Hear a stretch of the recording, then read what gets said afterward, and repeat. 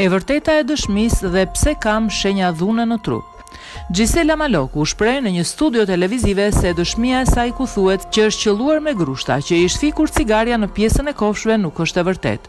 Këto gjëra i kam thënë nga xhelozia dhe inati, nuk kam bërë dëshmi të reme, ka thënë Gjisela. Vajza tregon faktin e fundit me Rexhepin. Unë kisha bërë një kallëzim në komisariatin numër 3 në Tiranë. Ndodhi një konflikt mes nesh. Më mori në telefon dhe u takuam.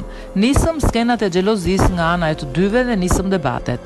Në këtë konflikt nuk u ushtrua dhunë ndaj meje, vetëm një shuplak e lehtë, jo nga ato që janë thënë nëpër media. Emiliano Nui ka egzageruar. Dëshmia ime nuk është ajo që ka nxjerrë Emiliano. Dëshmia ime është në prokurori bashkë me një dëshmi tjetër në drejtorinë e përgjithshme të policisë së Durrësit. Ato që ka nxjerrë Emiliano nuk e di se ku e ka marrë. Më tej Gjisela tregon, është e vërtet që më ka marrë telefonin dhe më ka thyer. Kjo ka ndodhur brenda një hoteli. Në hotel më ftoi Rexhepi.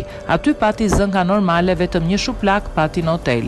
Më datën 20 kam shkuar në komisariat, por nuk e kam bërë denoncimin. Nuk e bëra sepse u qetësuam. Dola nga komisariati, e takova dhe më kërkoi falje. Ai ishte aty sepse i thash unë që do e denoncoja.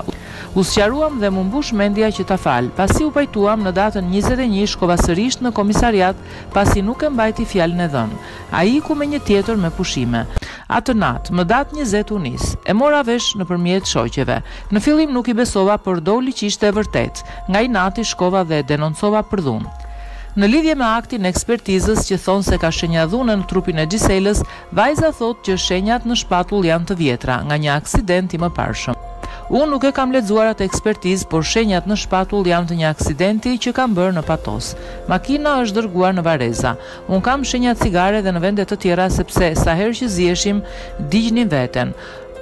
Edhe Rexhepin, po ta shikonim, ka edhe ai shenja cigaresh. Nga nervat i bëjmë vet. Absolutisht nuk po justifikoj Rexhepin, nuk jam nën presion dhe as nën kërcënim. Nuk e kam pranuar mbrojtjen e prokurorisë. E gjitha kjo është bërë vetëm për një zëng xhelozie. Nuk më ka djegur me cigare dhe nuk më ka kërcënuar me pistolet. Thjesht më ka goditur me një shuplak. Nuk e di pse ish oficeri i policisë më ka nxjerr mua në media dhe po përdor njerëzit e pafajshëm, duke u nisur nga babai i Rexhepit, deputeti Rahman Raja, shprehet Gjisela.